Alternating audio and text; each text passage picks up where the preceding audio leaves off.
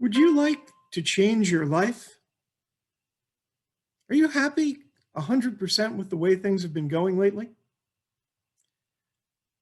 Many people think about changing their lives. Maybe you're thinking about losing 10 pounds or gaining 10 pounds. Would you like a different job? Would you like a different relationship? Would you like to make the world a better place than you have so far? Madam Contest Chair, fellow Toastmasters and guests, I'm here to tell you that you can change your life. In my experience, it's never too late to change your life, to start moving towards making things better, doing the things you've always wanted to do. But don't wait. If there's anything this past year has taught us, it's that life can be complicated. Unexpected things can happen. It's never too late, as long as you don't wait. In 2019, my wife and I did something we'd been dreaming about for a long time. Since we were married, about 37 years ago this year, as my wife likes to say, 37 long years, we've talked about going to Scotland. We wanted to take that trip from the day we were married because we both have family, ancestors that were from there, and we wanted to see it. But life happens. We had careers. We didn't have a lot of money. We then had 3 boys, and we really didn't have a lot of money. So we never went. 2019 was our 35th anniversary, and we were thinking, we finally have the time. We finally can afford this. Should we do it? But we thought about it, and we almost didn't go. It was a lot of money. But we went, and we had a marvelous time. The picture behind me, the reason I changed to that for this presentation, is Schrenker Castle, the ancestral home of my wife's family in Scotland, in Dundee. You see the windows, it's not a castle anymore. It's a municipal building for the city of Dundee. But we got to see it. We got to see the plaque on the building where William Wallace was given credit for naming the Schrenker family. It was wonderful. What if we had waited? What if we'd put it off till 2020? We couldn't have gone because of the pandemic. There was no travel. Even if we could have gone, it wasn't safe to travel. We did something that we really wanted to do. It took us 35 years to get there, but when we got there, we didn't wait. It's never too late to do what you want to do, but don't wait. Maybe you want to take a trip someplace. Maybe you want to learn to tap dance. Maybe you want to learn an instrument. By the way, I brought small bagpipes back from Scotland, and that is one thing I'm still waiting to do. I do want to stay married after all. But you go ahead and do what you want to do. It's important for you. When I was in college, 1979, I had a very important experience. I roomed with 2 guys, Steve and Don, and we roomed across the hall from 3 women, Marjorie, Tara, and Isabel. That was a formative experience in my life. Mark Twain once said, "A man who picks up a cat by a tail is getting an education you can't get any other way." Well, if you want to learn about women, share a bathroom with them. It was a great experience. We bonded very closely. And today, among the 6 of us, we have 17 children. And we're still in touch. We're still friends. By the way, none of us married each other either. But when the pandemic came, we finally got tools, or we finally learned how to use tools to stay in touch with each other. I started a monthly Zoom call with my college roommates, and I'm so glad that we did, because some of us were ill. One is going through cancer right now, and it seems like she'll make it and is doing everything that she can do. Another one of us caught COVID, and was in the hospital, but he's out now and doing very well, just finally got off oxygen. But what if I hadn't reached out? What if we'd just gone on and not stayed in touch? Is there somebody in your life that you really want to stay in touch with that you haven't? It's so easy now. We are sitting here on Zoom ourselves. It's never too late to reach out to the people in your life that you want to talk to, but don't wait because you never know what might happen. You heard in the introduction that I've published over 100 poems and have 2 collections, but would you believe that I only started to write poetry about a dozen years ago when I turned 50? I always loved poetry as a kid. I still owned the Norton Anthology of Poetry that I got in freshman English, but I never wrote it. Until finally one day, I was trying to write an essay about taking my son to college, and a poem popped out, as if it had been waiting inside of me all along. And I realized that all of that love of reading poetry, all of those times I told my kids, hey, you know what? It'd be really cool if you guys were poets. I was really talking to myself. I really wanted to write poetry. But it's not enough to say I want to do something. You actually have to do it. And if you want to do it well, if you want to stay good at it and get better, you have to practice. You have to pay the price of getting better, getting feedback, getting criticism, and doing better every time. And that's what I've done. And I'm very proud to say I've published this many poems and that I have 2 collections and that I won a poetry award in Central Florida 2 years ago. But what if I hadn't done it? I would be sitting here today, 12 years later, wishing I had. It's never too late if you don't wait. I'm here to tell you that you too can do it. You can change your life. Do the thing you always wished you could do. It's never too late to do it. But please don't wait. Madam Contest Chair?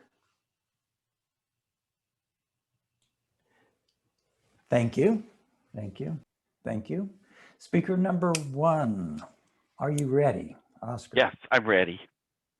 Ladies and gentlemen, speaker number 1, Oscar Kaalstad. Oscar Kaalstad. To Peter, Gordon, and honored guests and other fellow Toastmasters and Contest Master.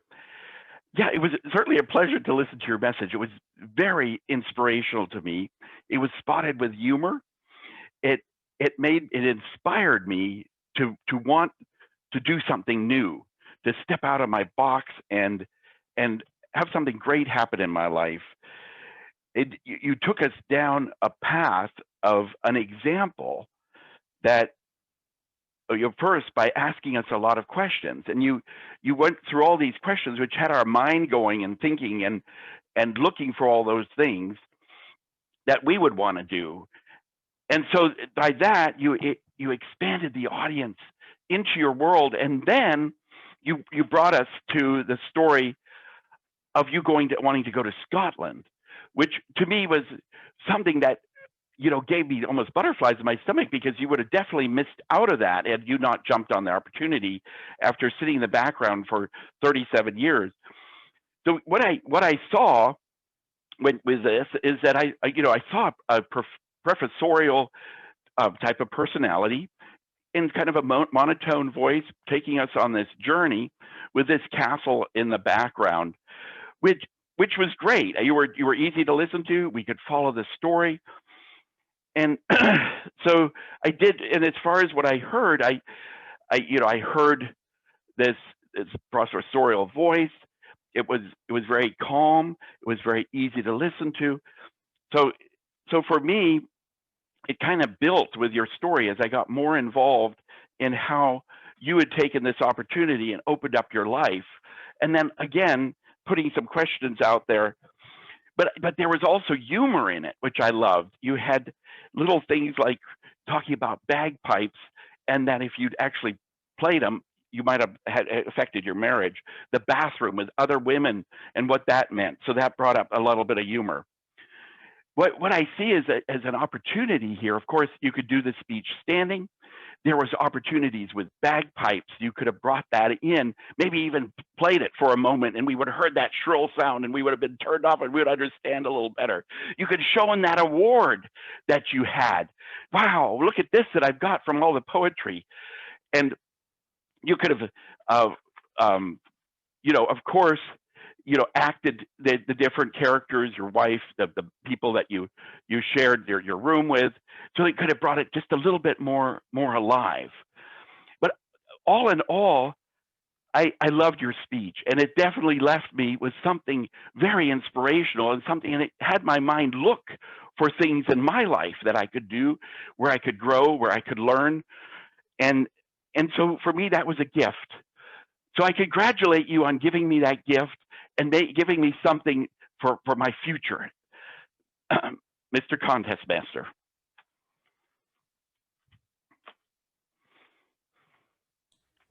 Okay.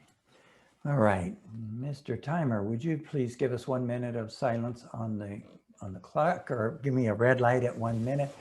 And Zoom moderator, if you'll prepare the next Contest share, fellow Toastmasters and guests. George, you provided us with a great story about your speech that it's never too late to accomplish a goal in your life. You had a good tone of voice and eye contact, as long as I can see through my phone. The background that you used, your Victor background, really complemented all your ancestral castle in Scotland for your wife of 37 years. That story was really relatable to each one of us that are going through this pandemic.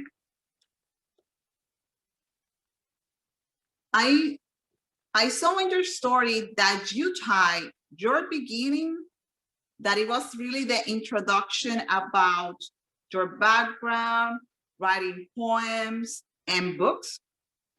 But there's something that you ask in your story. You ask, what if? What if you've never done that before and that you were talking to your kids? But something that I missed or I didn't hear was, what did your kids tell you? Did the kids tell you, oh no, you're too old to say that? Or do they encourage you to go for that goal, for that dream? I would like to hear that point of view. Some of the recommendations that I have really is that you have your Victor background, makes sense with the story, but maybe play a little bit with the lighting around you. Because when I could see it's just your face, and sometimes when you have Victor backgrounds, like your body gets lost sometimes, and your face was looking a little orange. So maybe doing a setup it will be a little different. Also, I wasn't able to see the gestures. So sometimes I could just see your face, and I don't know if it was because it was the virtual background or just because you were moving your hands. I think this was a very good speech that inspired and made the audience really reflect on why it's never too late. It's never too late to make goals on things that can be done right now, like we're getting closer to a family. I think it's a very inspirational speech, and everybody can learn and hopefully apply to it.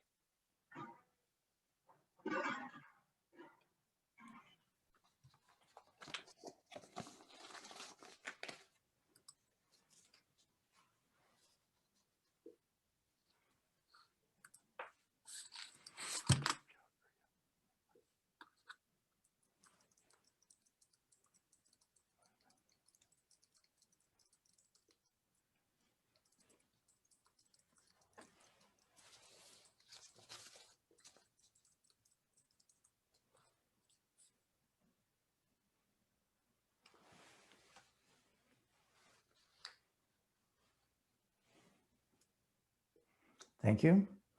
Speaker number 1, Oscar Kaalstad, are you ready? I'm ready.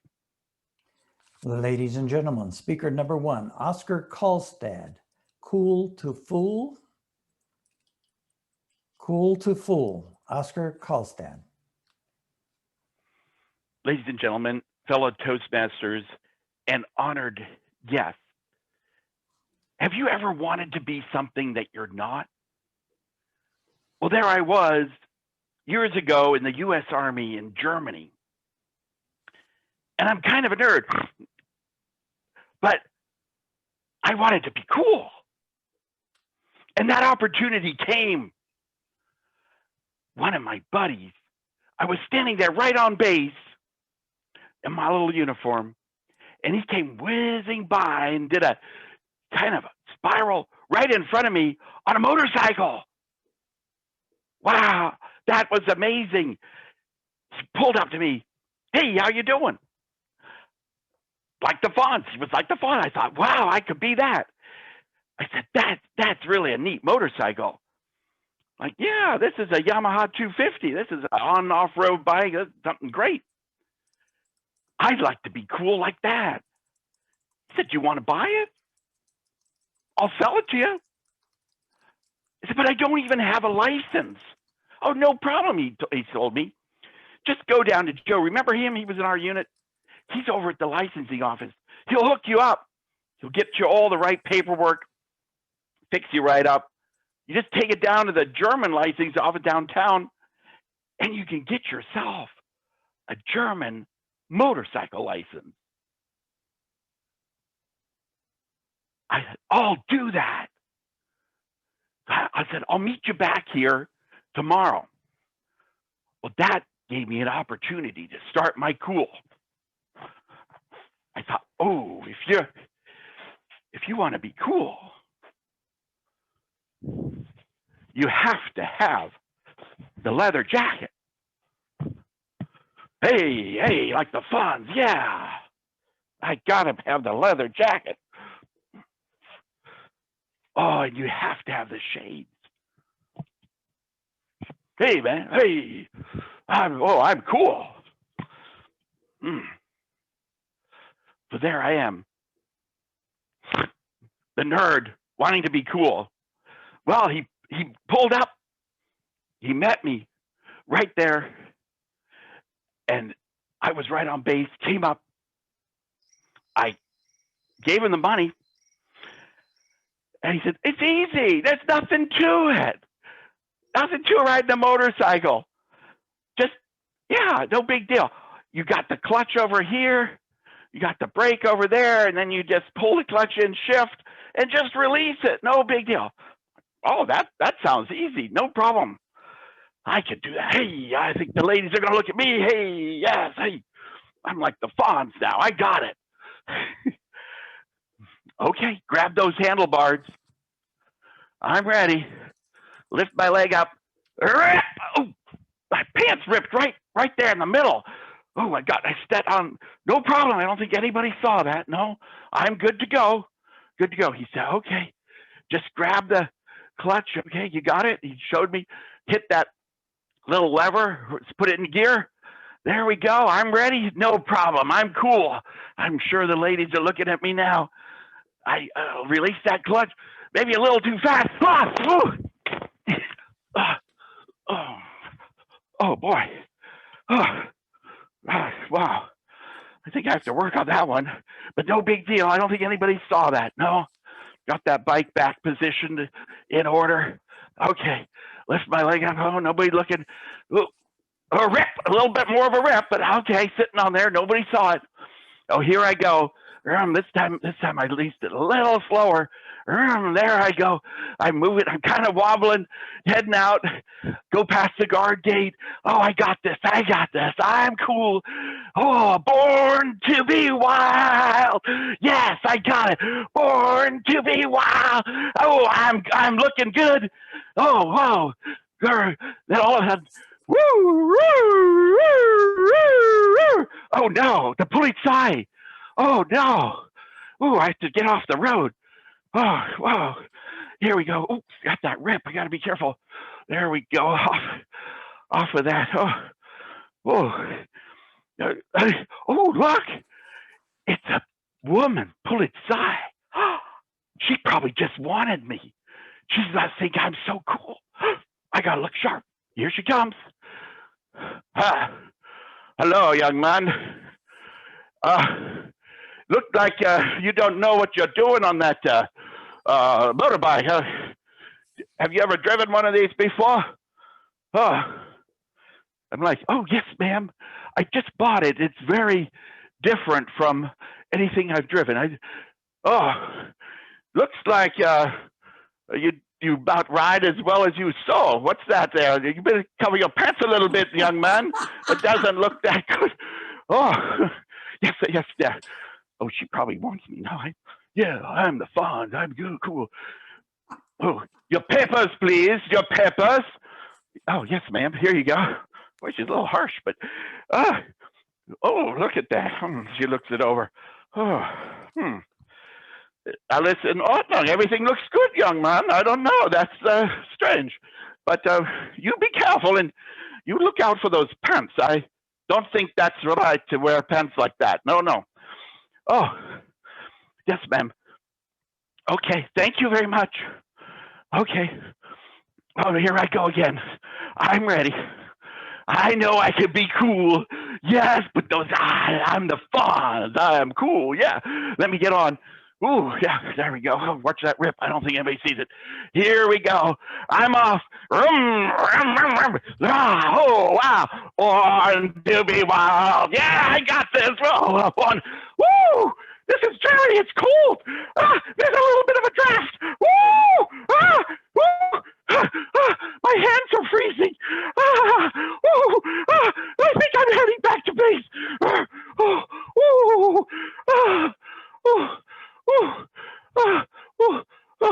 Yeah. I think I want my hot chocolate and my blankie. I need that. Maybe you don't have to be anything you're not. Maybe it's okay just to be me. Mr. Contest Master. Okay. We'll have. I am waiting in line to find out critical information that will impact my future. But I am expecting good news. Sometimes we want the truth and nothing but the truth. But other times we don't. Is it because the truth is painful? Or is it because it's not what we want to hear? Madame Contest Chair, Madame Chair, fellow Toastmasters and guests. Amira, I saw a flyer of the Greek Week event happening next week. Do you know anything about it? I think I remember seeing that, but this event is happening every semester. And honestly, we have to go. And why is that? Because they're going to have a freezer chair massage and a psychic reading. A psychic reading? I never have one of those. Could be fun. Or at least that's what I thought. It was Friday night and Greek Week was finally here. This is taking forever, but finally I got a delicious chair massage and I was ready to get in line for a psychic reading. I see the psychic reader and she's talking a lot to every person. At least she's providing a lot of details and that's exactly what I want.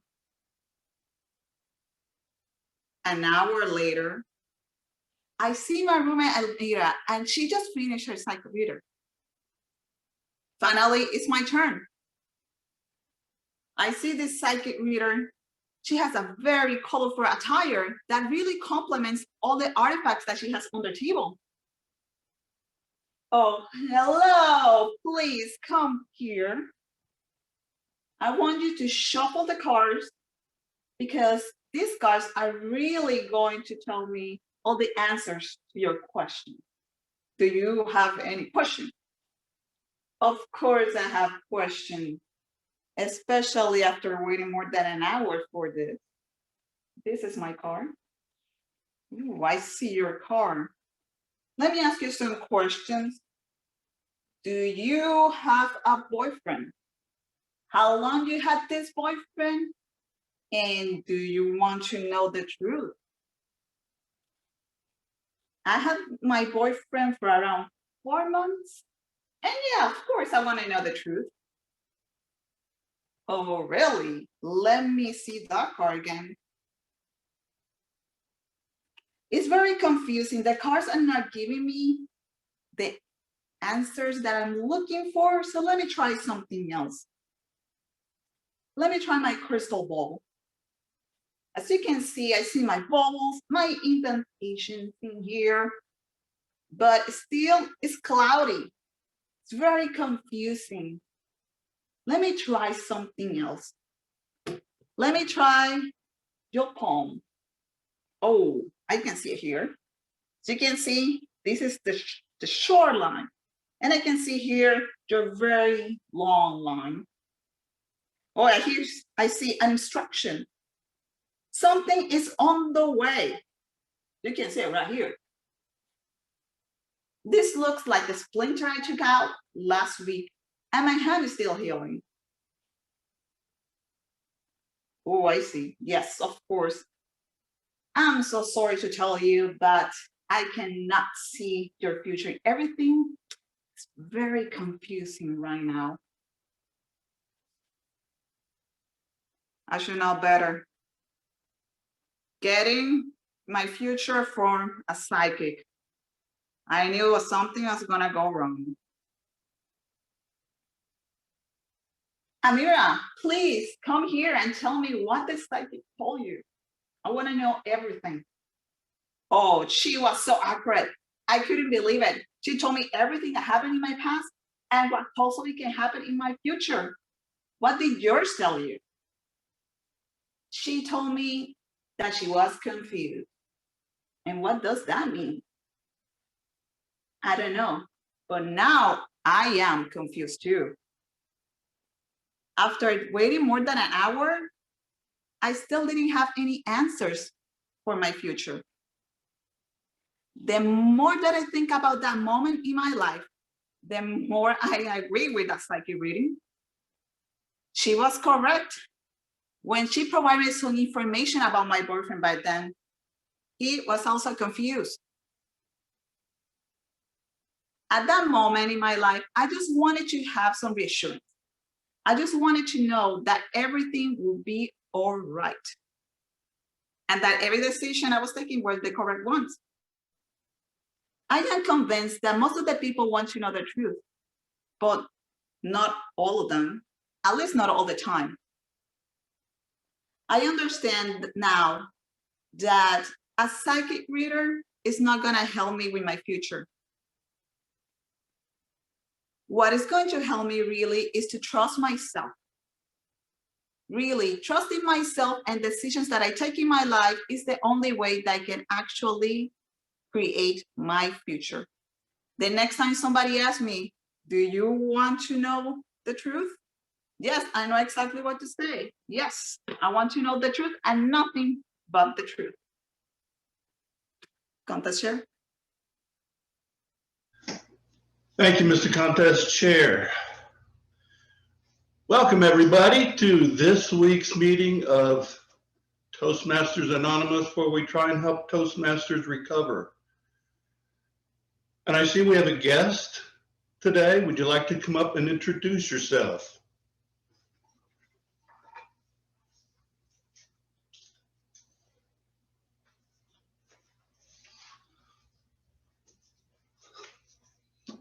Hi, my name is Ken, and I'm a Toastmaster user.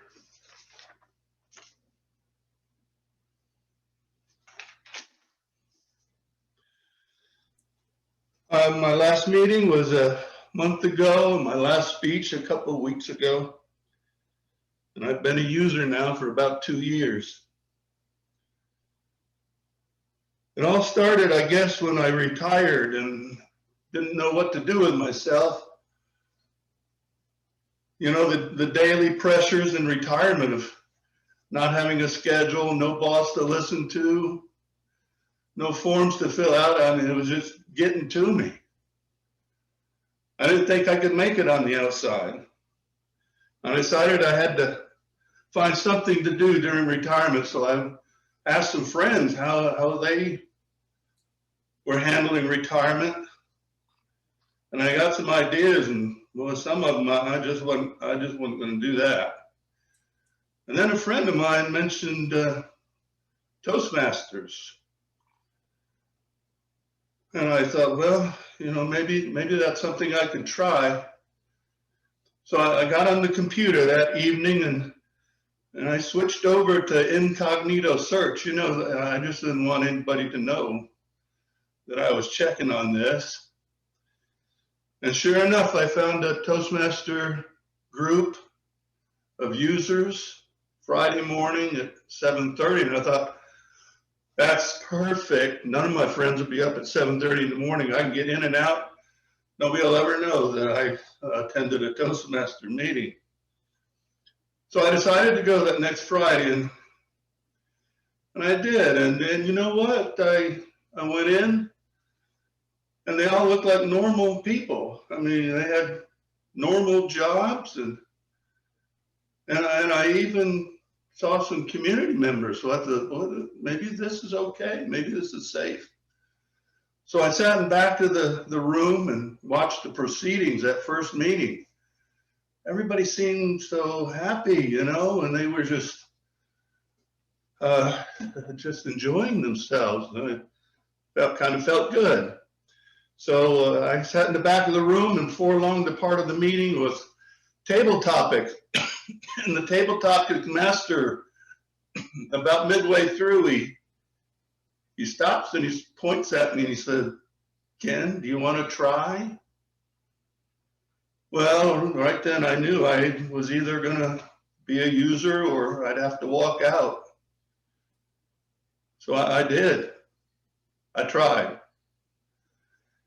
And I tell you what, the adrenaline rush of getting up and answering, I don't even know what I said, some stupid answer to a stupid question, and everybody applauded, and I felt so good.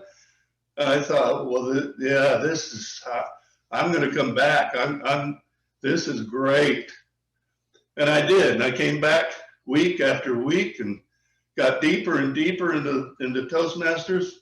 Hey, before long, I was inspiration timer. I was og grammarian, word listener, joke master. I never felt so important all my life, was having all that responsibility each week. And I just kept coming and coming. And before long, I was ready to give my first speech. And the title was Icebreaker on Icebreakers. It really was brilliant, I thought. But you know, what really made it special was that blue ribbon, you know, the blue ribbon, the icebreaker blue ribbon. You know, I still carry it around in my pocket whenever I'm having a bad day, just sort of hold it. And so I kept more and more and more.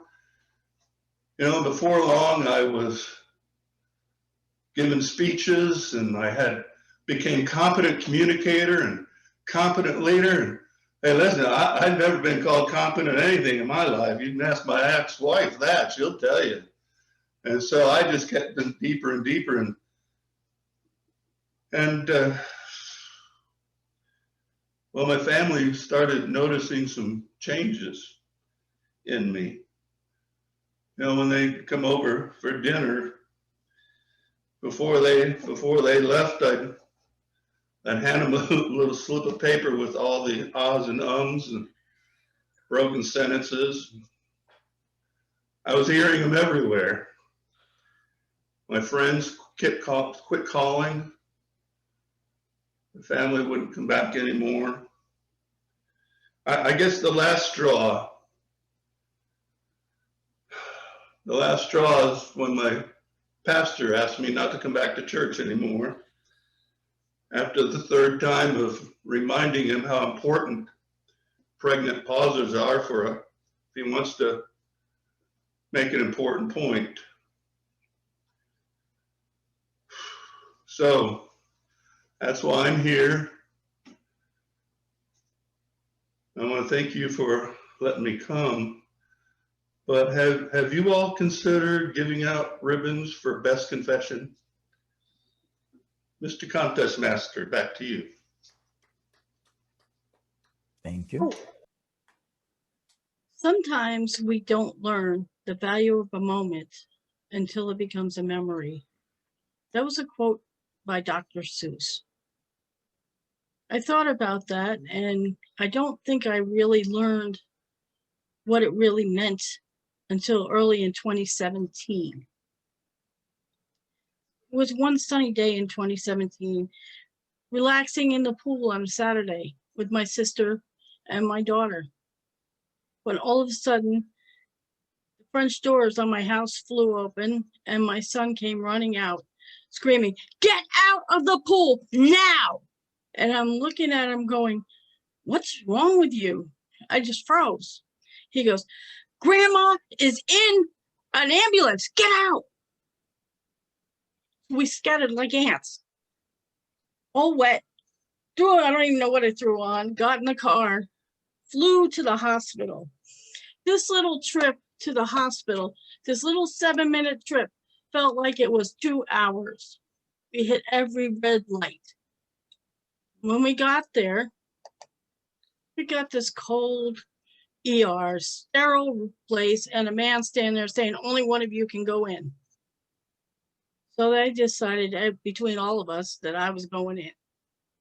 So I went down this long, cold, sterile hallway, and I heard my mother crying. So I turned left and I found her. And there she was, sitting there with my dad, who was 88 years old, in the middle of dementia, not knowing what's going on. So she reached her arm out, and with these big, teary blue eyes, she said, "Thank God you're here." And I held her hand. I held her hand through everything. See, she had fallen. She broke her femur bone. They explained to me that she was going to have a pin in her leg. And they seemed to be taking really good care of her, so off she went to surgery. About 3 hours later, she came out. She was fine, but then the drama began. She got moved to orthopedics. 85 years old, she should have really been in an urgent care unit, but she was in orthopedics. In the room right across from this desk. I visited her every day. It was heartbreaking. I visited her every day. And the first day, she was awake and in pain. The second day, she was awake. The third day, she started slurring. And I'm thinking she had a stroke. But then I realized there's plates of food sitting here and they don't look like they've been touched. So I went out to the desk and I said, "Has she eaten?" They kind of ignored me. I said, "Has she eaten?"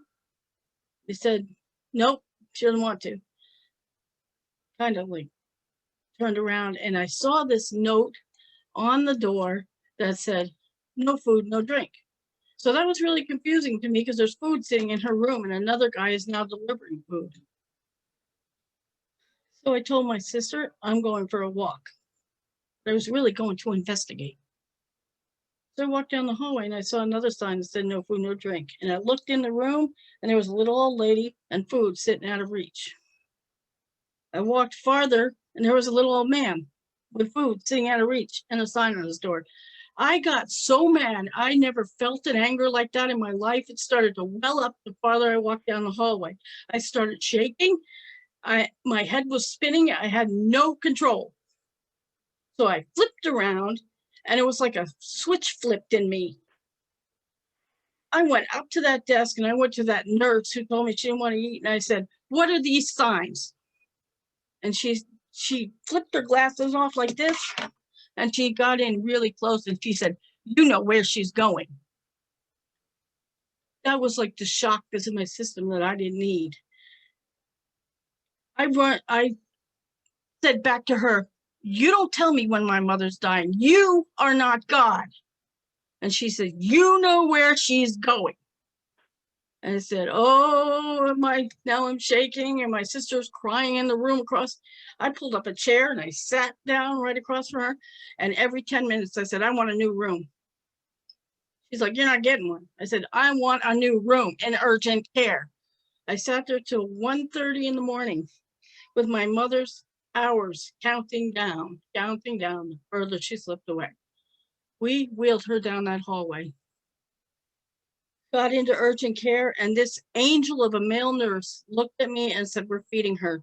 We're going to feed her all night long. We sat there and fed her till 3 o'clock in the morning. She opened her eyes and she sat up like she always has been, just the way she always was.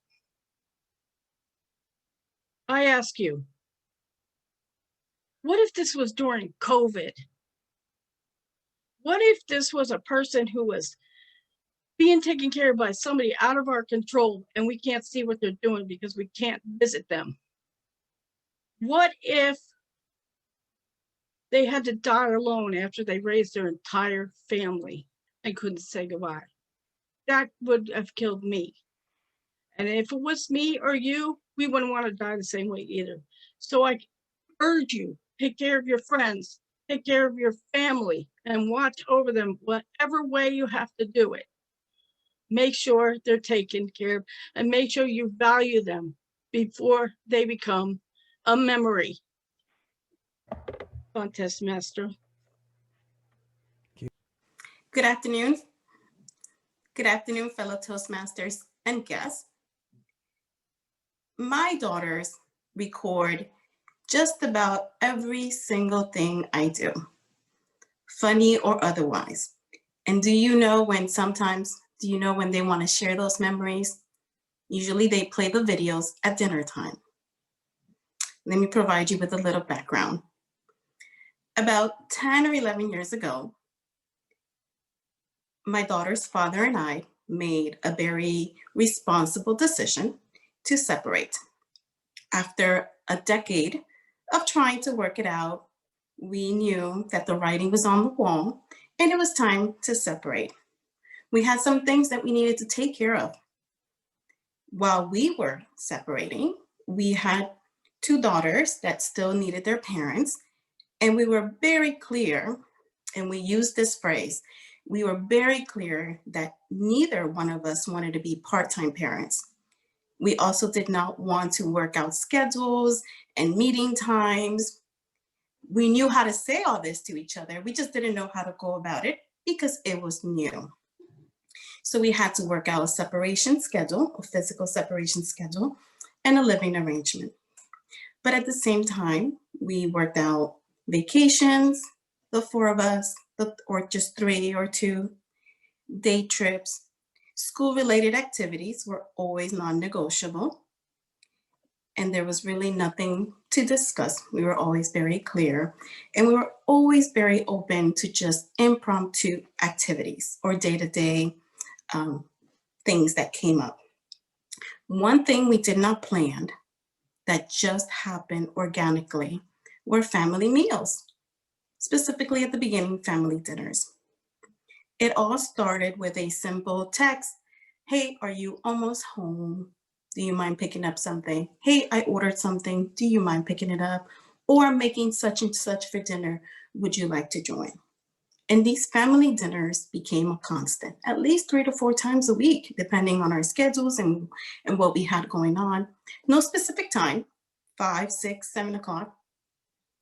And it was the 4 of us trying to have some semblance of a traditional family. And then during these family dinners, they just kept going.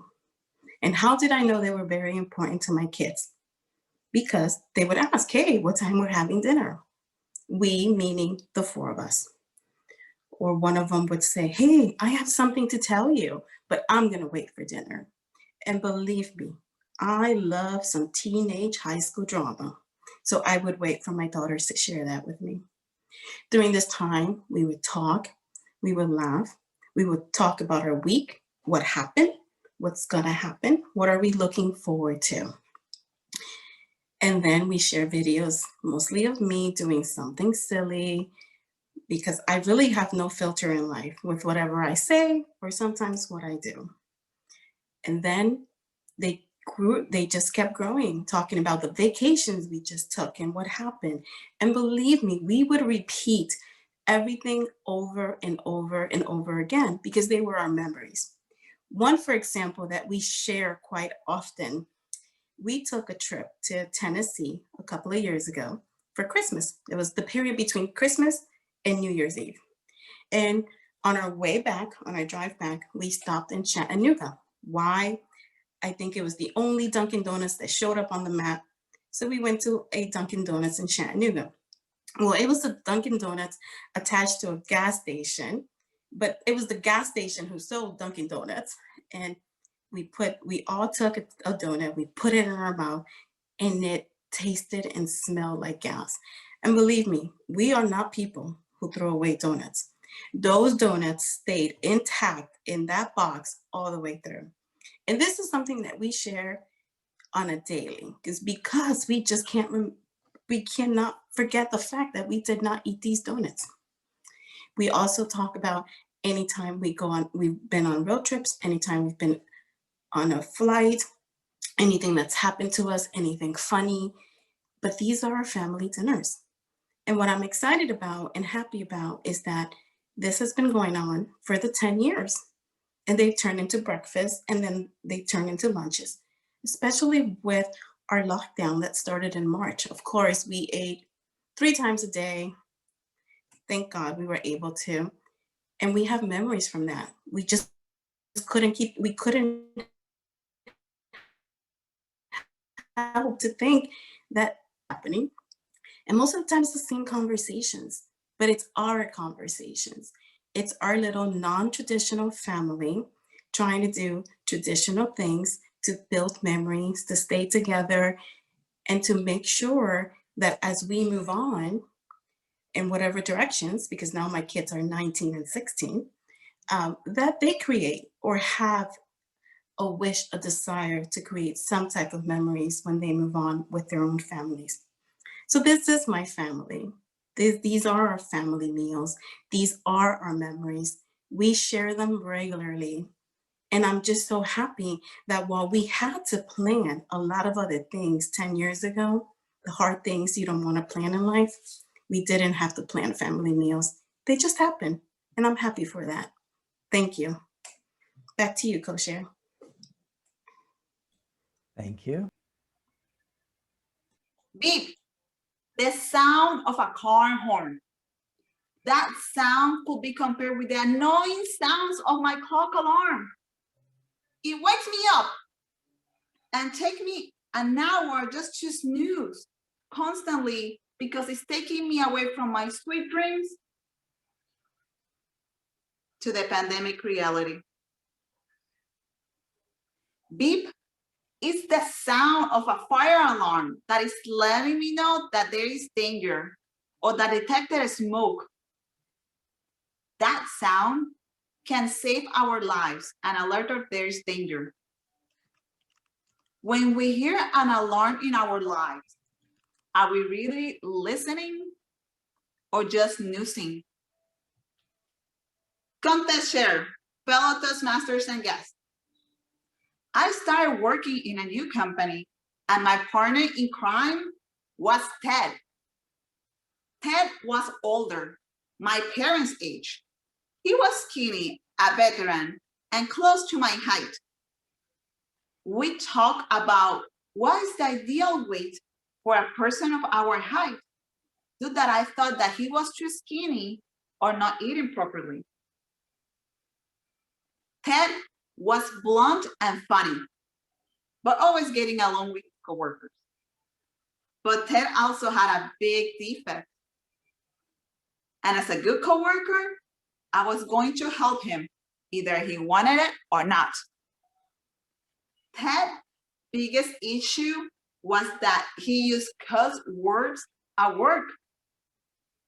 I got used to his behavior and language due to his age, but the problem was that we were gonna go to a customer site.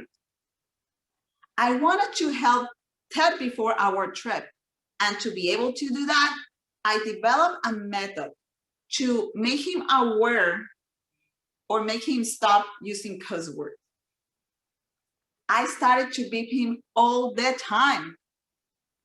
I beep him in the morning, in the afternoon, and it's necessary, until one day I just stopped. You didn't beep me, what's going on? It had finally worked. My annoying beeping sound made Ted aware that he was using cuss words. Really, what happened was that I'll start using beeping sounds from time to time, just to make sure that he was really listening and not snoozing me. We had several trips and they were all a success. Some years later, Ted was working in a different group from mine.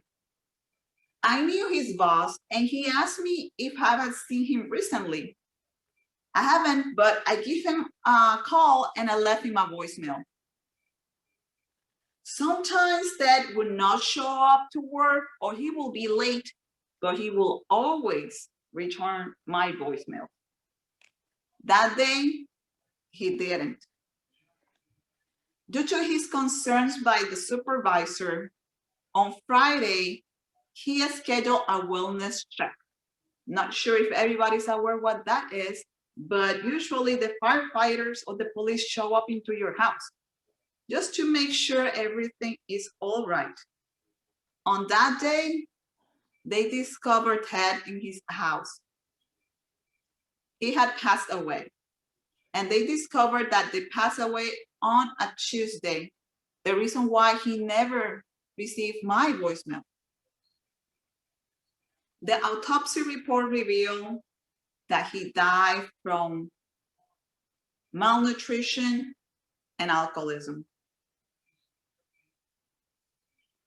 I can't help but wonder if I was good enough friend to Ted or good enough coworker.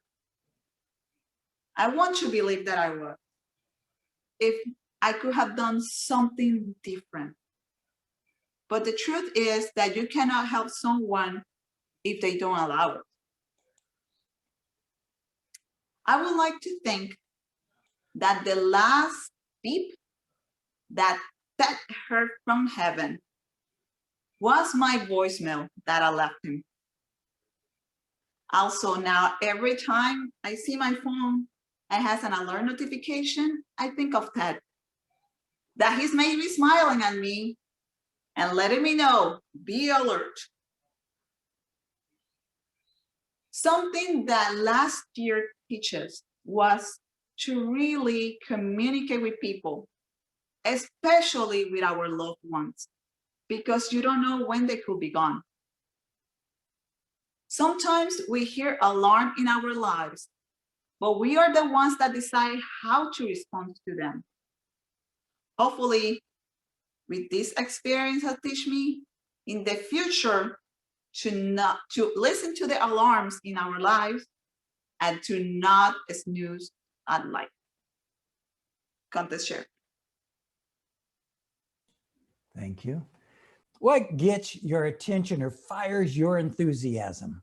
On the other hand, are you striving to get the attention of other people, leaders, peers, etc.? Are your goals about reaching people, or are they about getting their attention? Is about what I can do for you, or what is in it for me? What is in it for me? John Morrow.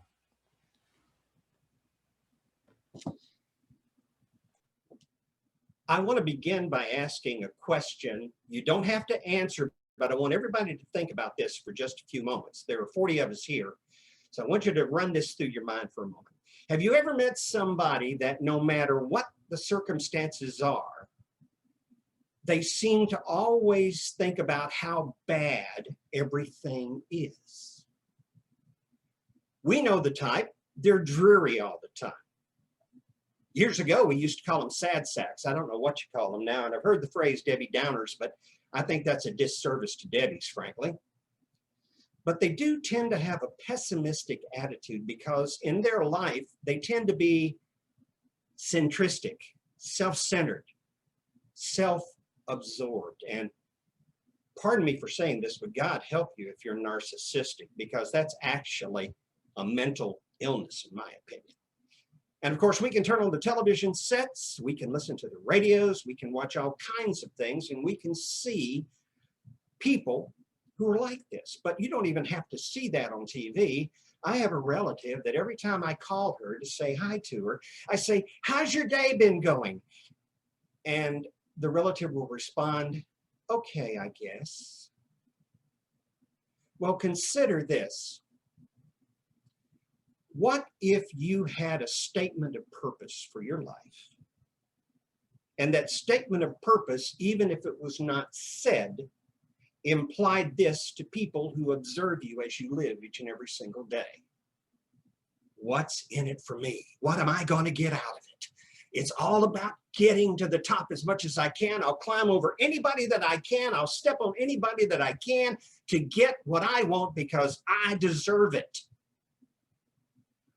I don't want you to think that I'm not in favor of the idea of striving to achieve and become better and to grow up as an individual. Quite the contrary. I have always strived to be a better version of myself every day. But the question sometimes is not about what you're striving for, but rather what is the means by which you achieve that end? Or let me put it to you this way. What if your statement of purpose instead of was, "I believe in serving others more than serving myself"? Well, that's a great statement of purpose too, and there are a lot of great examples, by the way, of individuals throughout history that have actually practiced this behavior. But I actually think there's two ways to make this happen. And to go back, I go to a motivational speaker, Zig Ziglar. Everybody that knows Zig Ziglar knows that he was at the top echelon back in the 80s and 90s of motivational speakers. And I've heard him live as well as listened to many of his tapes. And Zig said, "You will always get what you want so long as you help other people get what they want." That's a quote from Zig. Well, I got to thinking about that, and you realize that in a statement of purpose for my life, I always want to get to the next best place by taking the next best step. But I can only do it if I bring along people with me who can benefit from the same thing. People with the attitude that it's not just about me, it's about us. And so in the last almost 2 years, I've really done some soul searching about the things in my life that have made the greatest difference in my life. And I am now 70 and 1/2 years of age. I can tell you that when I came out of college in 1973 and went into the professional business with a degree, I thought I was hot stuff. In reality, I was a smart aleck. I was a jerk.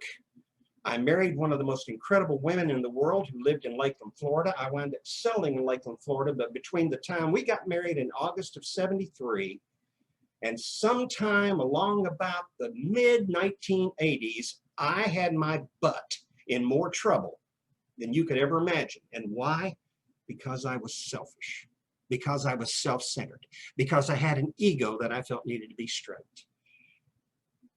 It's funny what wakes you up and makes you realize how blessed you really are. And the reason why I mentioned the mid-80s is because something happened to me in 1985 that began a change in my life. Now, let me point something out. This has always been a part of my life, so please do not be offended, but I am a person of faith. I'm a Christian, but Christians are not perfect people. What I have learned to do in this situation is to think in terms of trying to be more like a Christ person, if that makes sense. And then, and that's the sound of the Bible hitting my table. 1985, I met an organization which, by the way, on one of the screens there, if you look at the contest chair screen, has this emblem. I'm not showing off this award. This has been one of the single most important pieces of life-changing that has taken place, because it not only helped me become a better version of myself, but more importantly, it helped me to find out who I really am. And what do I really want to be as a Toastmaster? I have success when other people find success through what I can do to help them achieve that success. Because if it's all about me and not about anybody else, I have a problem. What is your statement of purpose? Are you all about what's in it for you? Or are you beginning to realize that what you have to offer others can satisfy you and give you what you really want out of life? And perhaps no single thing has meant more to me than these three people.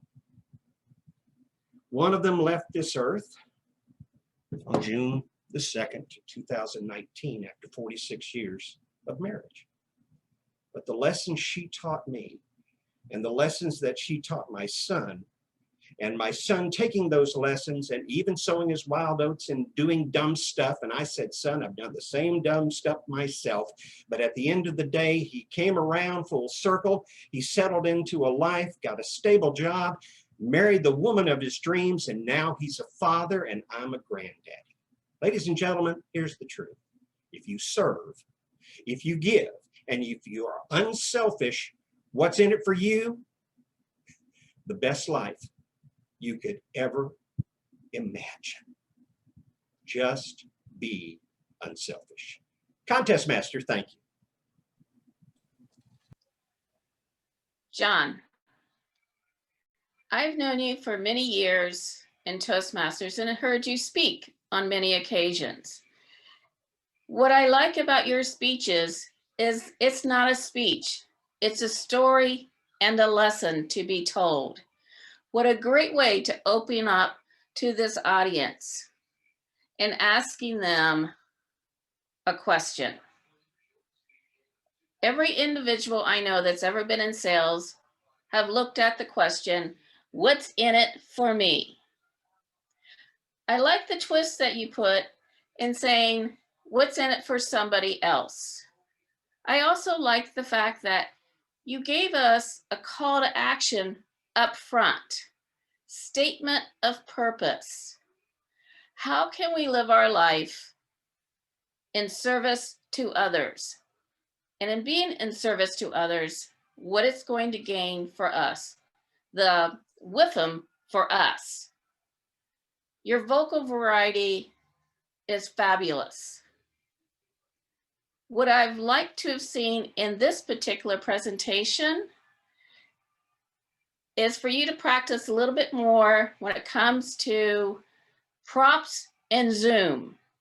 If you think about if we were doing this in person and you were reaching for props, it's almost as if you were turning your back on the audience because you were out of camera range. The other piece I noticed, and I know I have the same challenge, is we love to talk with our hands.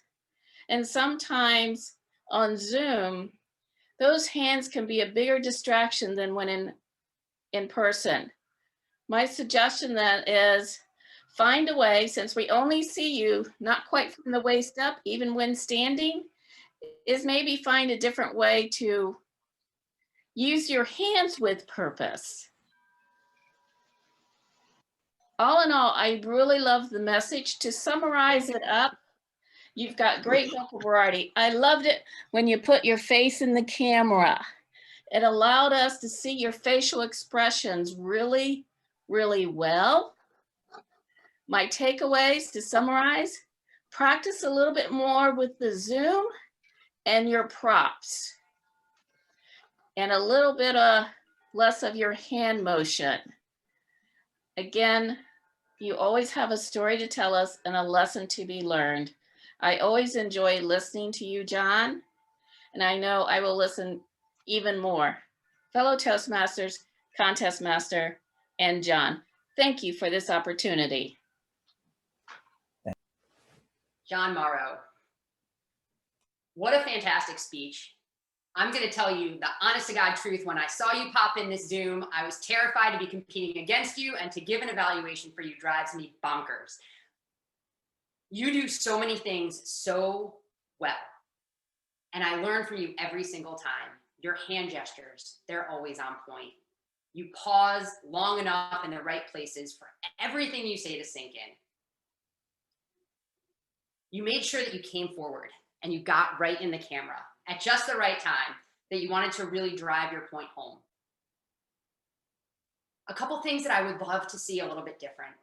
I want you to start this speech with Zig Ziglar's quote. It's a quote that many of us know, but it's so powerful and so impactful. And as I was taking notes during your speech, I can't remember the beginning of your speech, which means it wasn't as powerful as I've heard in the past from you. I want you to come in right out of the gate and drive those points home. Zoomland is a very different world, and I loved your background, except in this setting. I lost you a little bit, and I wanted to really be focused on you and what you were saying. Your speech was so valuable. It was so relevant for this audience, and I want to make sure that I don't lose you. There were also a lot of times when there was a lot more movement than I wanted to see. And again, with that background, it was a little bit distracting to me. And it's really challenging to figure out the lighting, the time of day, but it bounced off your glasses a few times. I also want to see that tightened up a little. I absolutely loved your close. If you ended with your close, I've got to read what you said.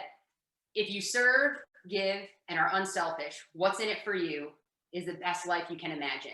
I want you to end there. You tacked on something else that didn't need to be there. I don't want it. I want you to end on that powerful note. In conclusion, John, you're a fantastic speaker. We gain every time we hear from you. Just tighten those couple things up.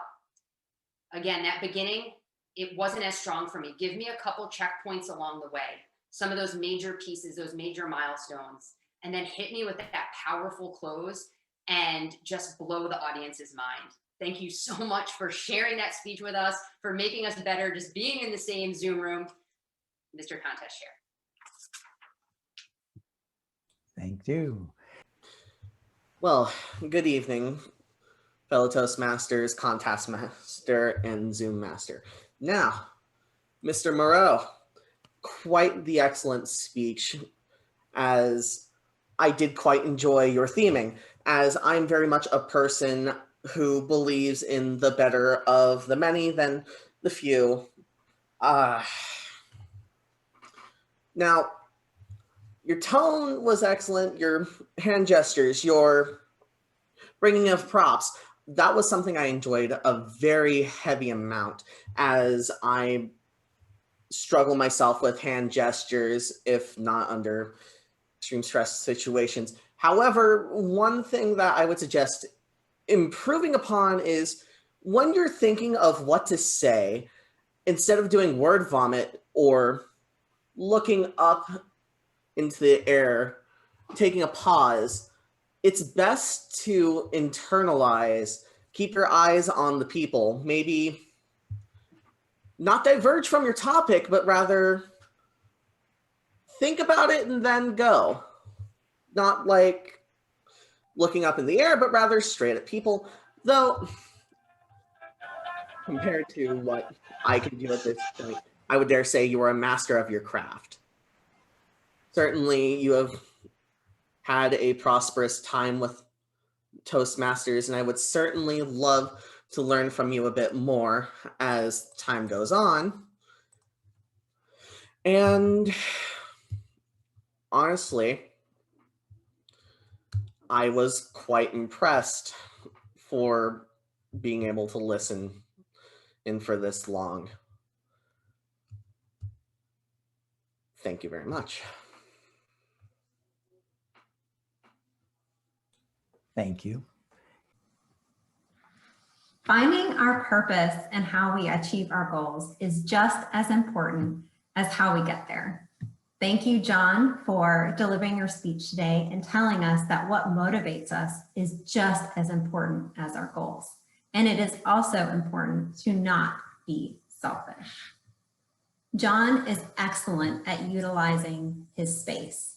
He stood up, he stood back, he had good posture, and made excellent eye contact.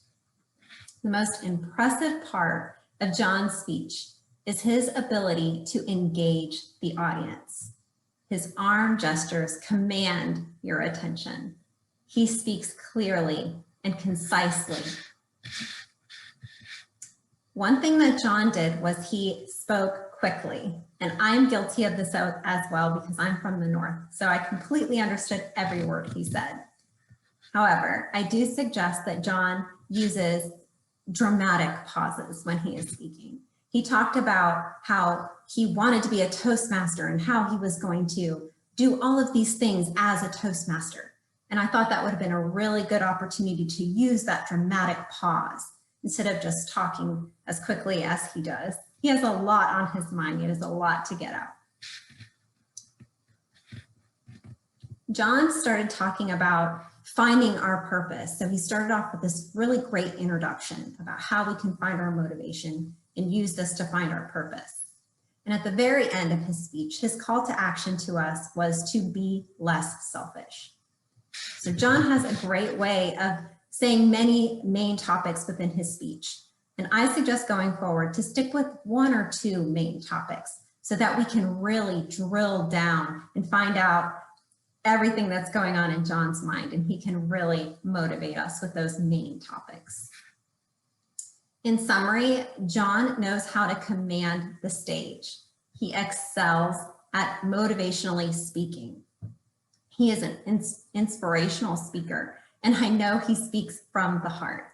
I do suggest going forward that he just picks one or two main topics and that he's able to speak a little bit slower so that we're all able to understand his main points. Contest chair.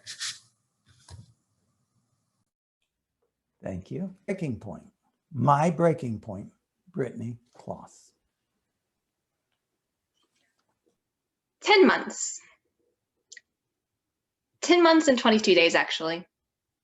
That's 47 weeks. That is 327 days. That is basically an entire year that I've been stuck in this house with my husband. I have to be quiet because he's right there. Contest master, fellow Toastmasters, and welcome guests. How many times during this quarantine have you felt stuck, suffocated by boredom? It doesn't help that I felt that way a lot. And I have what is called a boredom break point. A point where if I don't do something, I start doing things that are reckless. Now, usually that refers to me just chopping off all my hair and calling it a day. But all the salons at the time were closed. My other outlet is to bake. But when I went to the store to get flour, everyone else wanted to make bread too. So with no other options, I just spent days scrolling and scrolling on Pinterest until it happened. I broke. I found a recipe on Pinterest for, wait for it, fruit leather. Let me say that again. Fruit leather. And just in case you don't know what that is, because I didn't, it's more commonly known as a fruit roll-up, which props to General Mills on that bit of rebranding, because no child would ever, ever eat something called fruit leather willingly. But I found the recipe. It seemed simple enough. You take the fruit, you blend it up. You put it thinly on a baking sheet and you bake it in the oven for 3 hours. You are done by dinner. Fake news. Because when I tried it, I went to the grocery store. Now, I made some mistakes. I'm willing to admit that. So I went to the grocery store and I was supposed to get a 1 pound bag of fruit. And it was $5. And I start looking and I find this 4 pound bag of frozen fruit. And it was $10 and it was on sale. And you can't beat those prices. So of course I bought the 4 pound bag of fruit. Reckless. Because then I had a thought. And I thought to myself, it's going to take about 1 to 2 minutes or 2 hours to thaw this fruit. No, it took 6 hours to thaw this fruit. Dinner was long gone. Here I was, the fruit finally thawed, and I blended it up. And once I blended it, the best way to describe it was that I had this 4 pounds of this fruit slurry to make this fruit leather. And it's pretty hard to quantify 4 pounds of blended fruit slurry when you have to put it thinly, very thinly on baking sheets. So, I tried one baking sheet, wasn't gonna hold it. So I did another and a third and a fourth. Still wasn't enough. It took me 4 full-size baking sheets and 1 heavy-duty 16-inch turkey roasting pan to get all 4 pounds of this fruit slurry in. Then I just had to bake it. I was almost done. But I don't know about you. My oven cannot accommodate 4 baking sheets and a turkey roasting pan. So I had to do it in sections, 3 in fact. And that's myself again, 3 sections, 3 hours, not too bad, manageable. So I throw in the first batch, leave it for 3 hours, come back. Oh, guess what? It's not done. I was like, okay, I'll be all right. 1 more hour goes by, not even close. 2 additional hours later, it was finally done, a total of 6 hours. And just to remind you, this was still the first batch. I had to do this 2 more times. And in case you weren't keeping a complete total of hours, because I sure was, it was 6 hours to thaw, and the 6 hours times 3 to bake it. A total of this Pinterest project took me 24 hours. But I did it. I persevered and I made my fruit leather. And you know what? It was pretty good. It was even better, I'd say, to a normal fruit roll-up. But overall, I think I would have been better if I just learned how to cut my own hair. Contest master.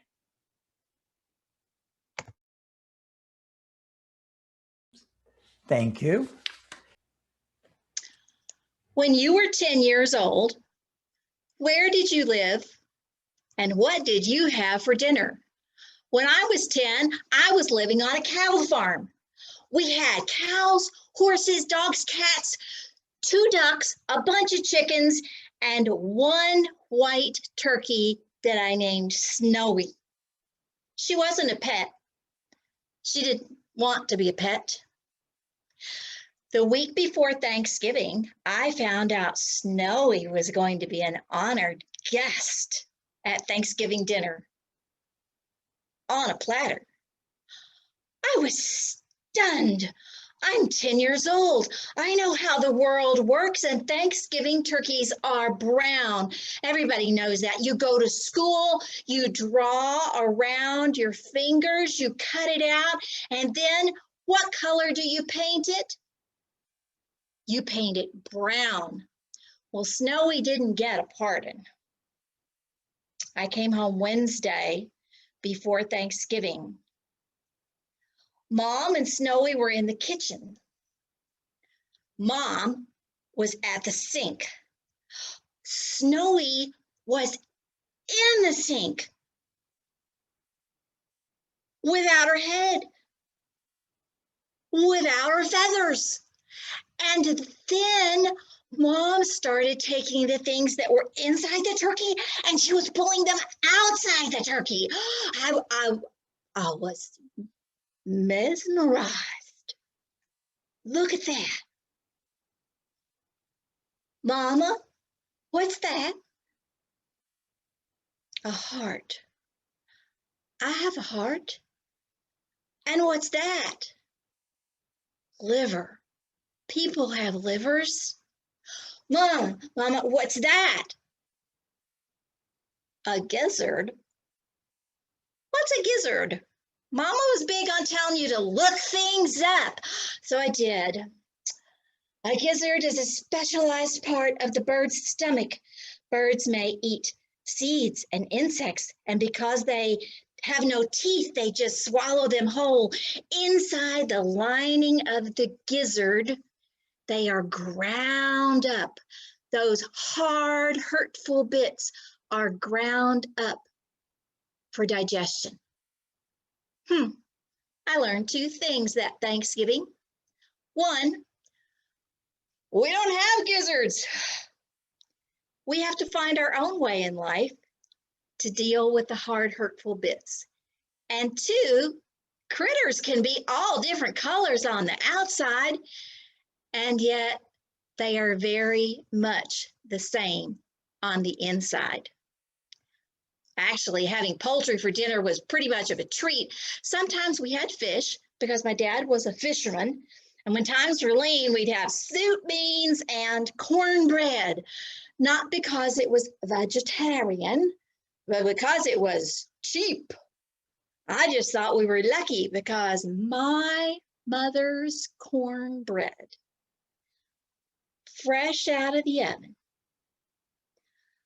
turned hot out of a cast iron skillet, brown and crunchy on the outside, golden yellow on the inside. Most of the time, though, it was beef. There was steak on the grill. There was chicken fried steak. There was Salisbury steak. There was meatloaf and meatballs and hamburgers. Beef tips, beef stew, beef was on the menu. And I thought that was how the world worked. It wasn't until I was older that I found out not everyone is eating grade A grass-fed Angus beef 7 nights a week for dinner. And even later in life, I figured out that my body didn't even want red meat 7 nights a week. Now fish, turkey, and chicken are my friends, and I think of it as Snowy's revenge. You see, what I learned as a child carried with me through life, and there were some things like knowing that critters could be one color on the outside or many different colors, and yet inside their hearts all beat the same. That was a central truth. I still believe that. And then there were things such as everyone eating red meat for dinner 7 nights a week that I found out wasn't the way the world worked. What do you have in your life that is a central truth? And what do you have in your life that calls for recalibration, reevaluation? Don't be scared to confront those things in your head. Just be curious. I'll leave you with 3 thoughts. Don't forget, we don't have gizzards. We must find out our own way to deal with the hard, hurtful bits of life. We may be all different colors on the outside, but inside, our hearts all beat very much the same. And one other thought. When you have decided that you know all about the world, you know just how the world works. Be very careful what you say and don't go on a rant because you might start ending up looking like a turkey. Contest Master. Thank you.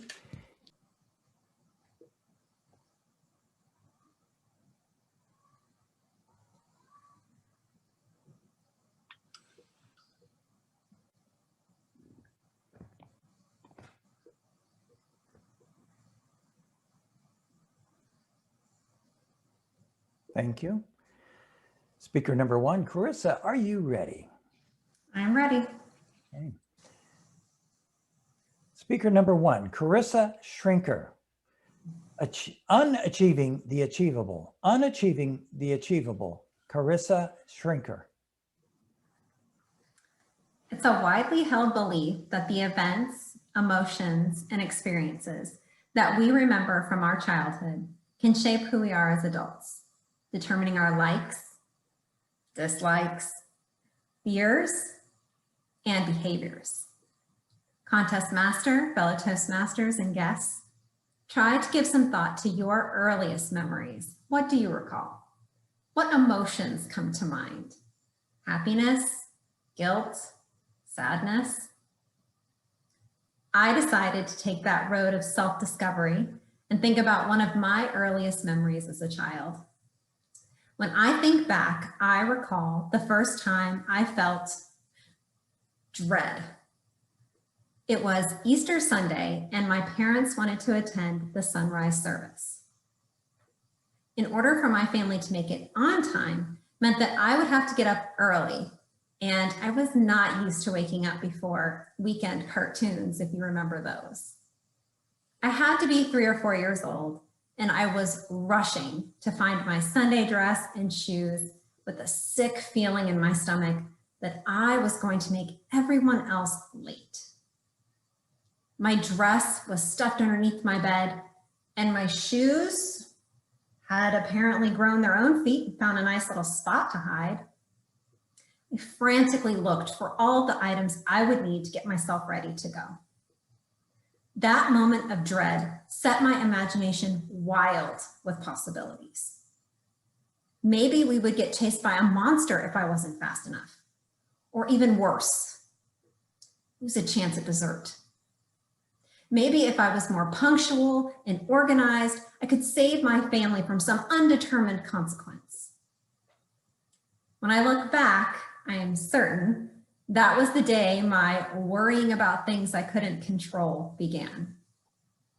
And ever since that day, I have come up with new anxiety-inducing ways to live my life. How many of you know the struggle of worry and self-doubt? It's not an easy thing to admit, but millions of people suffer from battling their own mind, experiencing intrusive thoughts and replaying worst-case scenarios. I have a long list of instances of when I let anxiety and worry rule my decisions. I remember the time when I sat for my exam to become a certified internal auditor. I could tell you what an internal auditor does, but I would like to keep you awake for at least the next 5 minutes.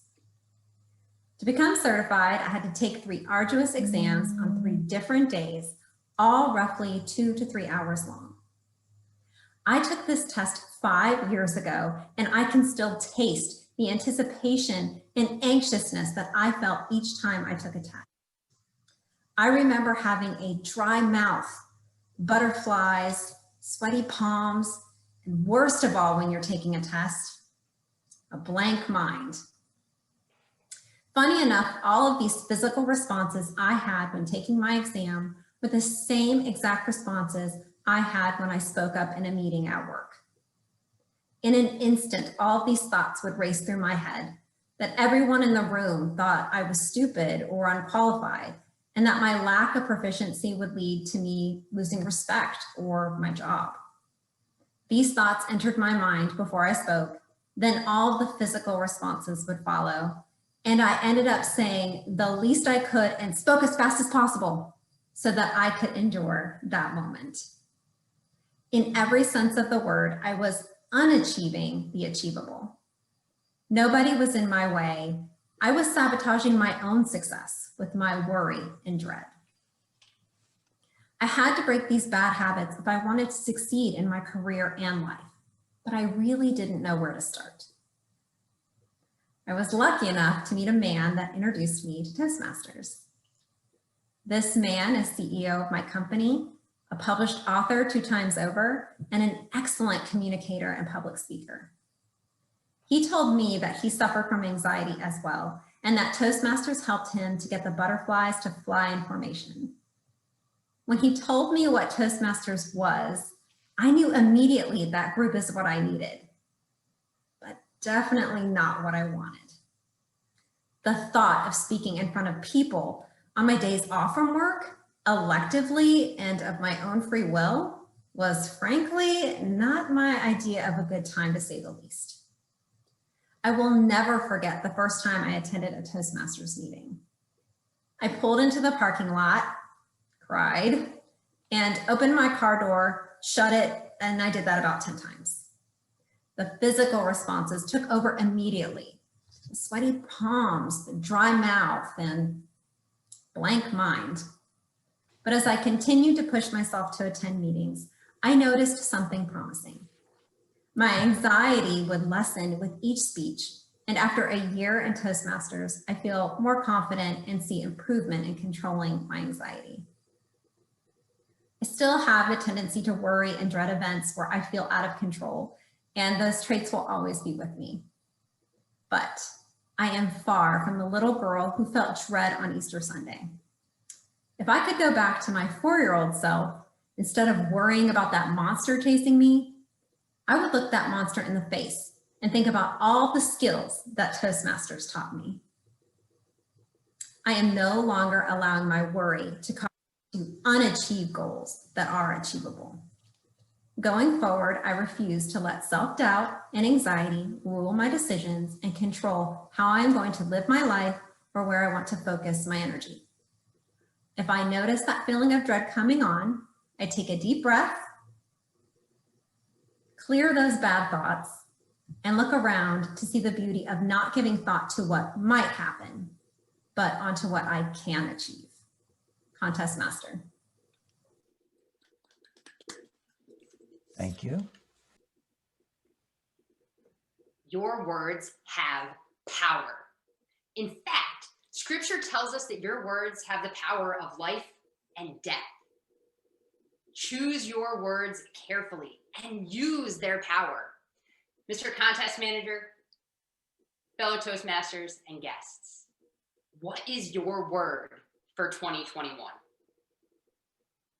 This idea and concept of coming up with a word for the year has been gaining momentum. The idea is that you're going to pick a single word and it serves as your mantra. It's that word that you use as a lens to filter everything that you're going to do. Think, not do. Say, not say, throughout the entire year to lead you to becoming that better self. I've been choosing words for the last several years. I've chosen fantastic words.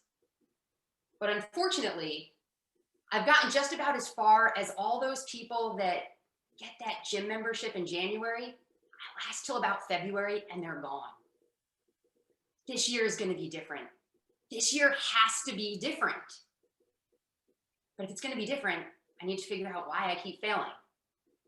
Why I can't make it past February. I have this fantastic process in choosing my word. I make a list. Words that strike me, stir something deep inside. I'll take off the list, I'll put it on, I'll wear it around, see how it feels, see how it looks. Chew on it for a little bit, take that off, put the next word on until I find one that feels right. But I discovered the piece that was missing was commitment. I need to pick a word that I'm going to commit to day in and day out when things get hard, when that word feels unsexy. Something that I'm going to stick with. I chose fantastic words. Focus, intentional, action. Could you imagine where you would be if you took one of those words and focused on it for a year? When 2021 started, I still hadn't picked my word. I was on a Zoom call with a good friend of mine, and he leaned in and he said, "What is your word for 2021?" And I told him I hadn't picked one yet.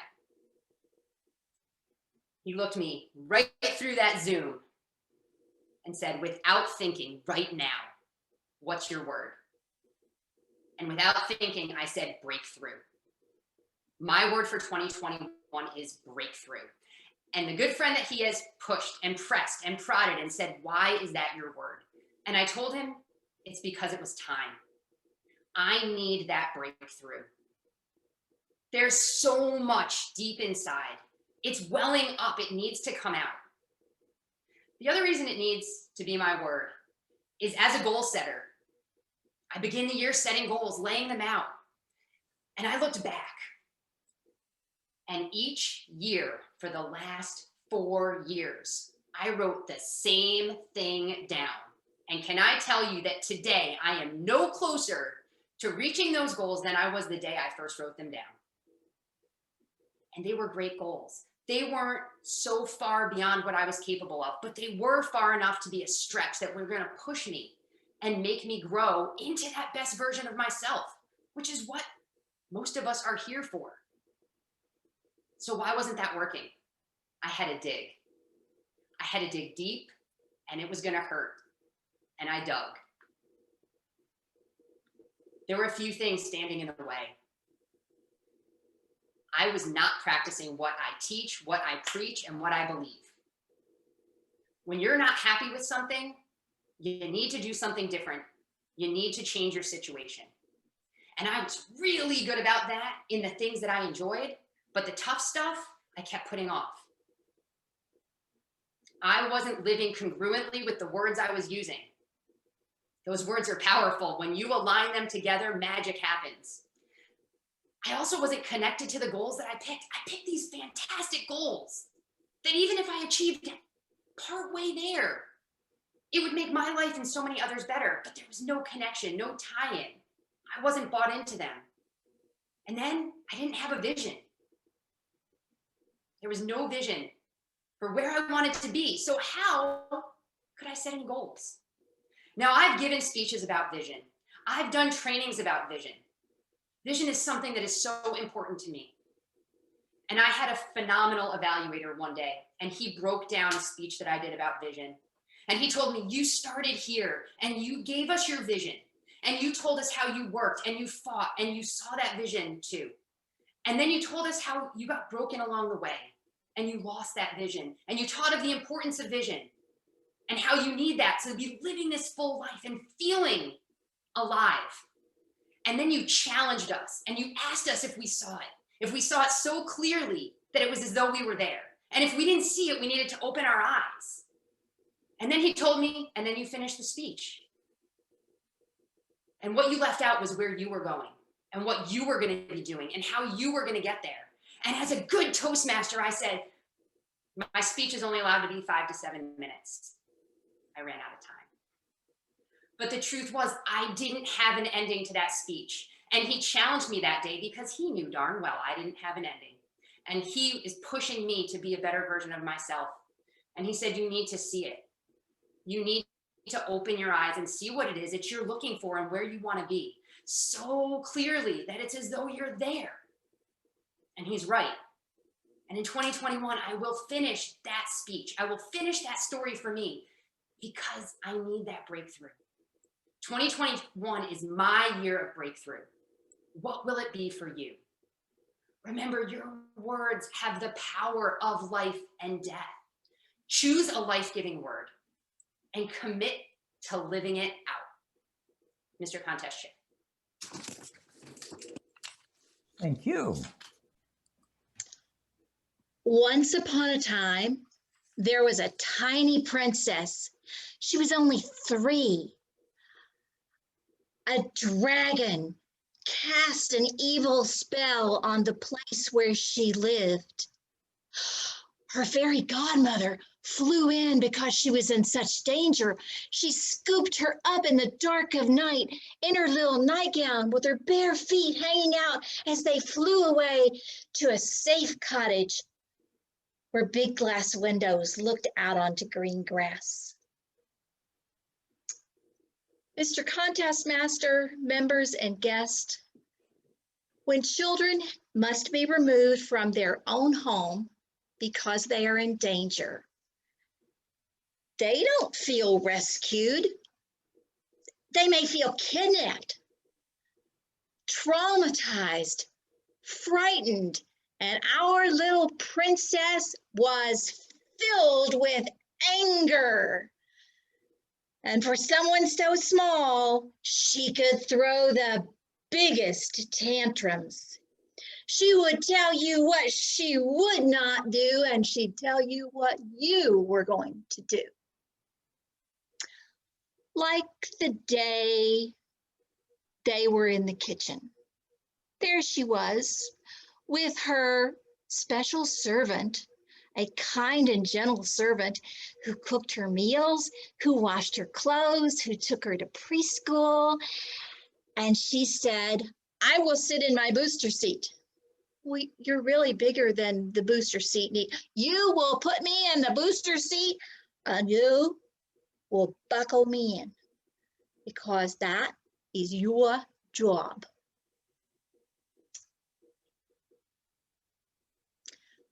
As she's sitting there, a terrible, queasy, awful feeling started in her stomach.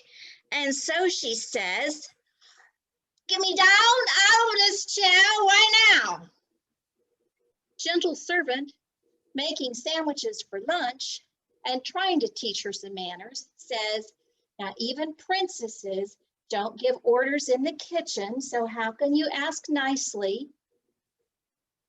Well, about that time, that queasy feeling inside her body changed into a brown, smelly, foul mess that ran down her short legs, past her knees, and down the chair. Kind servant unbuckles the messy stuff, picks her up, runs down the hall, gets her into a tub where she's soaking and getting clean, and all the time, the little one with a royal wave is yelling, why is there poop? Why is there poop?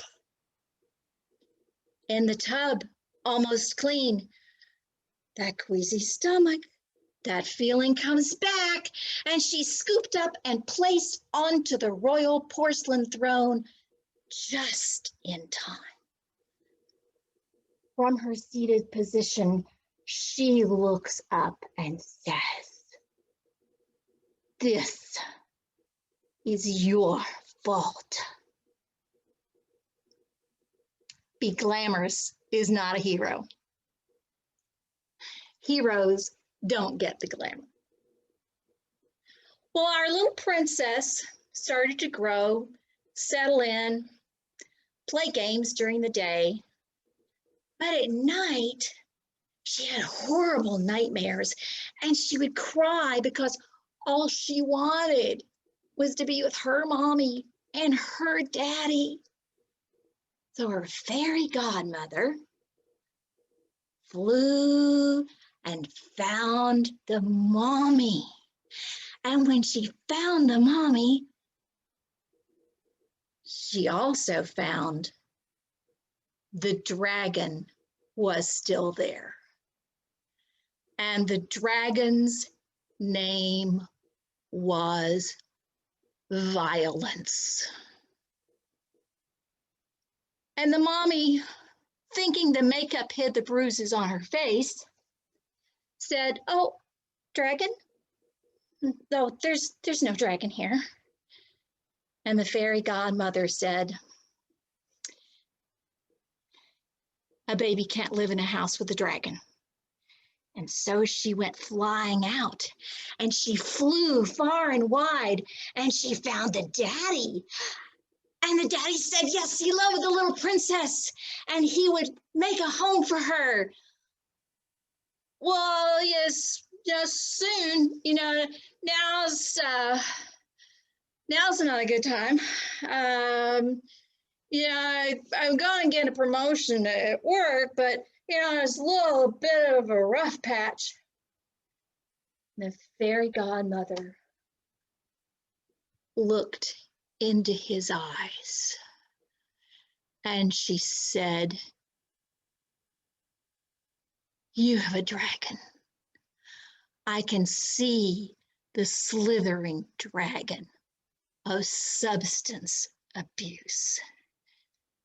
And the daddy said, well, it's just a little dragon, and it's my dragon. And you know, you old bat, it's not your business whether or not I have a dragon. So the fairy godmother straightened her wings and she flew back to the cottage. And the princess is still there.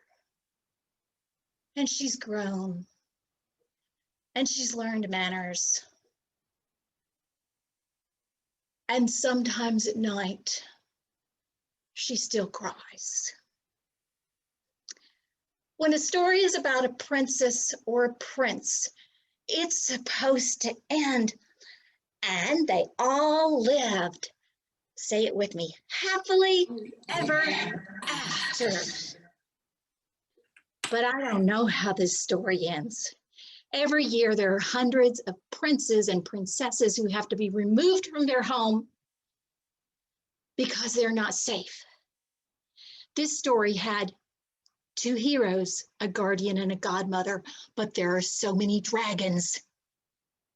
We need more heroes, and the hero must be you. How can you stand and fight the dragons among us? Contest Master. Thank you. Okay, timer, if you don't mind. Thank you very much. Folks, ladies and gentlemen, Contest Master, let me start with this question. What is the holiday coming up on the 14th of February? Anyone want to shout it out real quick? Valentine. Valentine's Day. Valentine's Day, folks. The day of love, if you will. But for a moment, allow me to flip the script. Instead of focusing on that special someone, how about you focused a little bit more on giving yourself some of that self-love, if you will. Now, hold on. I'm going to explain what I mean by this. In our culture, in society, the way that things work, we are so focused on that external happiness, trying to find that special someone to provide us all the happiness and joy and exuberance in the world. But folks, if there's anything that I've learned in my 21 years of life from various speakers, it's that what's actually going to make us happy at the end of the day is making progress, constantly increasing and becoming better every single day. That is the thing. I'm going to share a story with you. When I was 17 years old, going on 18, I took a little thing called journaling. It was the first year back in 2017 that I had ever written my goals on a piece of paper. Now, unfortunately, my 17-year-old self didn't have the mindset or the motivation, and perhaps didn't have the methods either, needed to execute these goals and to make them become a reality. No, he didn't have that yet. Have you ever, my audience, ever felt that you're making such lofty, big, hairy, audacious goals, but yet you just can't seem to accomplish them? And are you being met time and time and time again with disappointment, anguish, bitter self-talk that says, I'm not enough, I'm worthless, I can't ever reach this goal, I'm just gonna make a fool of myself, right? So might I suggest, folks, instead of the chocolates, instead of always setting these big, hairy, audacious goals, might I suggest for Valentine's Day, giving yourself the gift of one little small rule, the 1% rule. Now, everyone, you probably might be wondering, what does AP mean by the 1% rule. Why is this important? What is this methodology? I'll explain. The 1% rule simply posits this. How can I get 1% better? Not 2, not 10, not 50, but just 1% better each and every single day consistently. What the 1% rule is asking of you, ladies and gentlemen, is not for explosive growth, not to set all of these audacious dreams and overwhelm yourself with the disappointment that inevitably comes when you fail to meet those standards. The 1% rule simply asks of you this. How can you get better 1% each and every single day? What does that look like? Well, how about spending 20 or 30 minutes of your day at the gym exercising, for starters? How about opening up a book to read and just reading 10 pages out of it? Not a whole chapter, not trying to crank out a whole novel in a day, but just sitting down, opening a book and just reading 10 pages and calling it a day. What if the 1% rule for you looked like just taking those steps to even approach someone that you actually liked and got the courage to strike up that conversation with them? What if it looked something as small and as simple as that? You see, where the 1% rule succeeds, where other more traditional goal-setting methodologies do fall short, is that it's not asking from you these impossible Mount Everest size visions and goals from you. What it's asking you is for small, simple, consistent steps each and every single day. That's what it's asking you. That is what's going to take you from who you are today to who you can be tomorrow. So folks, let me ask you one final question.